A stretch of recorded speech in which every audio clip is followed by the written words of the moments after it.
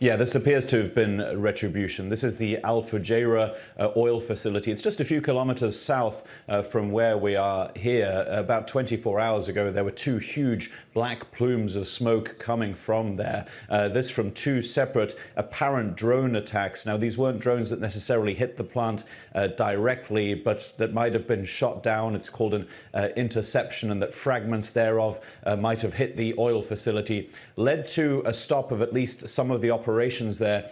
They appear to be back up and running now. But yes, a retaliation it certainly was. And what Iran has been saying, and has been clearly singling out the United Arab Emirates, where I am now right here, is that they're saying that US attacks on specifically Harg Island, where, of course, Iran processes a very large percentage of its oil at its terminal, that was attacked by the United States from the United Arab Emirates, from air bases or even from ports. So the reaction from Iran was to say that everybody should evacuate 3 big ports in the United Arab Emirates. And that includes the one we just mentioned, Al Fujairah, also includes the biggest port in the whole of the Middle East. And there was a threat that there were going to be further attacks on those ports, again, because Iran says they were used to stage US attacks on Iran. Iran is saying this without any proof, and indeed the US military hasn't even deemed it worthy of a response. Now, there haven't been any, from the point of view of Iran, we should say, successful attacks on those ports. There might have been some interceptions over the last 24 hours or so, but there have been no direct hits. No fragments of drones or missiles have hit any facilities or anything in the United Arab Emirates over the last 24 hours. And that, in fact, goes for most Gulf countries. There have been mass attacks of drones on Bahrain, for example, on Saudi Arabia as well. But the air defenses of most of these Gulf countries have been working well, and increasingly well, as this conflict continues. Joumanna, I want to turn to you and go back to that comment from the president to NBC News just about the state of play in this war and where it might be headed. Lingering on that line that Iran wants to make a deal, but the president doesn't think the terms are good enough yet. What is your sense of what the president is hoping for or wants in terms of a deal, and how far apart these two sides are at this juncture in the war? Well, it's also interesting to observe the evolution of his thinking. It was a couple of days prior, I think he was calling for, once again, the unconditional surrender of the Iranian regime, but now he seems to be open once again to establishing a deal with them of some sorts. In that interview with NBC, he declined to give a lot of commentary on exactly what the conditions would be, but maintained, and this is, a stance that the U.S. has maintained even before the war kicked off, that Iran should never have the ability to develop a nuclear weapon. Now, from Iran's perspective, we've had a couple of notable figures from the regime speak out. We've had the Iranian foreign minister make some remarks, in addition to President Pezeshkian putting up a post a couple of days ago where they suggested their conditions to come to the negotiating table with the U.S. would include, number one, full recognition of Iran's, quote, legitimate rights, without giving a lot of information on what exactly that means. Number two, reparations for damages caused. And then number three, and this is probably the most important element, guarantees that a war like this will never happen again. So they are staking their own terms to go back to the negotiating table. Of course, their economy is massively buckling under the strain even before this war kicked off. And now there's the real threat of civilian infrastructure being targeted as well. Karg Island, obviously a key lifeblood for them. But I would say from the perspective of the Iranians, we always said from the beginning, this was a fight for their existence. It's an existential fight for them. And the fact that the US are now saying, or no longer talking about regime change, but are saying, okay, we're ready to cut a deal, in their eyes actually is a victory. And they have sustained a lot of blows. Maybe they're losing militarily, but if they come out of this, the other side, still intact and still effectively leading the country, then they will deem that to be a victory. So I think, there's still a lot of daylight between the two sides. And from the Iranian perspective, they will continue to inflict as many blows as they can, as much economic cost on these Gulf countries and on the global economy in order to somehow bring the U.S. as well closer to what they're asking for. Laura, I want to go to you now over in Tokyo, because the backdrop of all of this conflict is, of course, what it's doing to the world energy markets, what it's doing to global economies. And at the same time, you have this Trump-Xi summit coming up. And there's a couple things going on. There's U.S.-China talks about to happen, or happening right now in Paris. And then you are in Japan for this. There's economic secretaries there as well.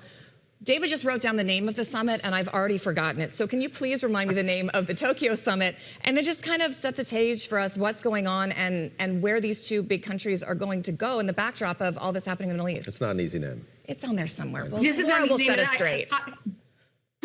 But yeah, this is a summit. It's largely between the U.S. and Japan, but there's also about 18 countries who are also participating, with high-level economic and energy officials from the region, to talk basically about critical minerals and energy. That, of course, was important even before Iran. Now, with the backdrop of oil prices spiking, this has really added a lot of urgency and intensity to these discussions. Of course, the deals that have been struck, so far this weekend have been relatively modest in scale. These are longer-term arrangements. These are memorandums of understanding, things that won't really do anything to address the current situation at hand, but really set the stage for this visit. The Prime Minister of Japan, Takaichi, is headed to the White House on Thursday.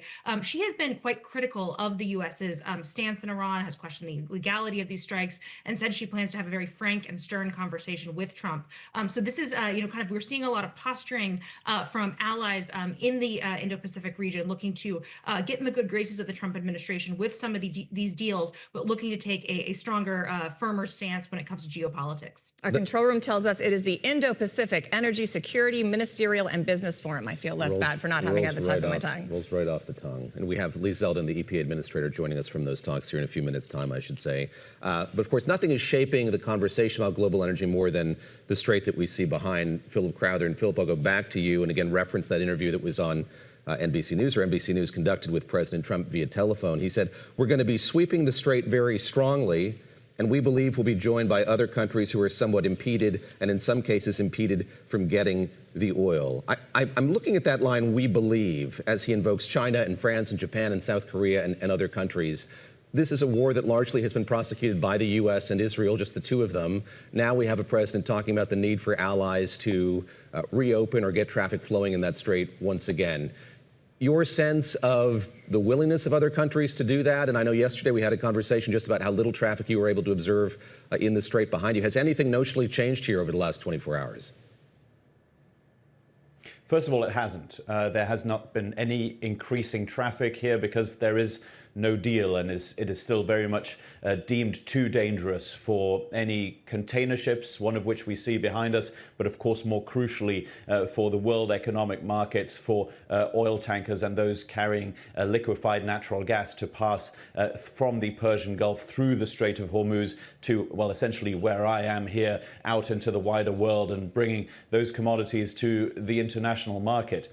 Now, back to what you mentioned, though, this has happened before in the Middle East, that the United States has more or less unilaterally gone to war and then in the aftermath is asking for help, essentially. And in this case, what President Trump is doing, he's maybe enticing other countries to get involved in what would boil down to an international coalition of warships to protect these ships going in and out of the Strait of Hormuz. Is he enticing them? Is he provoking them into joining him? Is he just basically saying this is a fait accompli? You need to now be part of this because it's your ships that are not getting through. And it is true, of course. These are countries and companies that are very much affected by a US-Israeli war on Iran. And China is number one there because such a huge percentage of the oil that passes through the Strait of Hormuz goes to China. So in his post last night by President Trump on his social network, on Truth Social,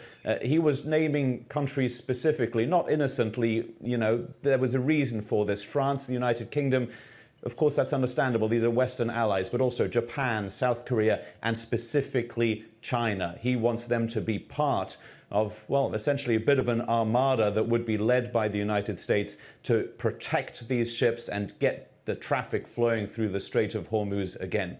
This is a lot easier said than done, while these Iranian threats to hit any ship that tries to go through that is in any way affiliated or allied with the United States and Israel or its allies. While those threats continue, well, you have to presume that there could be Iranian attacks on warships as well.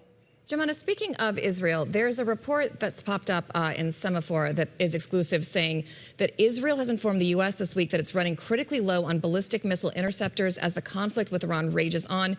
Israel has reportedly entered the current war already low on interceptors that were fired during last summer's conflict with Iran. Now, this complements reporting from Bloomberg that UAE and Qatar were also running low on those interceptors. I do need to say both those countries have pushed back vociferously on that reporting. But I'm wondering if you have any sense of the veracity of these reports, if this is something countries in the region are worried about. I mean, it would make sense at this point, but what are they telling you? I think, let's just go back to the starting point of all of this, which is the asymmetry of the military warfare here. I don't think there's a question that the U.S. and Israel have military dominance. And in fact, if you go back to some of the comments that Central Command have said, they've said that they managed to eliminate around 60 to 70% of missile launchers in Iran, around 60 to 70% of their missile stockpiles. But at the same time, I think most of the region was taken aback at the sheer intensity and frequency of the strikes that came through from Iran onto these Gulf states and indeed onto Israel itself. I mean, just to give you the example of the UAE, they said that they have engaged in over 1,600 drones and 300 missiles launched by Iran since the war began. And this was over 2 weeks ago. Now, as our colleague reporter was just saying, the interception rate for these projectiles is very high. It's between something like 92 to 95%, whether it's drones or missiles. But there is a mismatch in cost. And this is something that Iran recognizes. They're capable of manufacturing these low-cost drones in a huge amount. They're estimated to be sitting on around 50,000 of these drones. And they are costly to take down. And so the longer this war goes on for, the more there are going to be questions about how long these air defense systems can hold up for. I should say, however, that these Gulf states maintain that their air defense systems continue to have very high interception rates, and they are doing what they can to beef them up.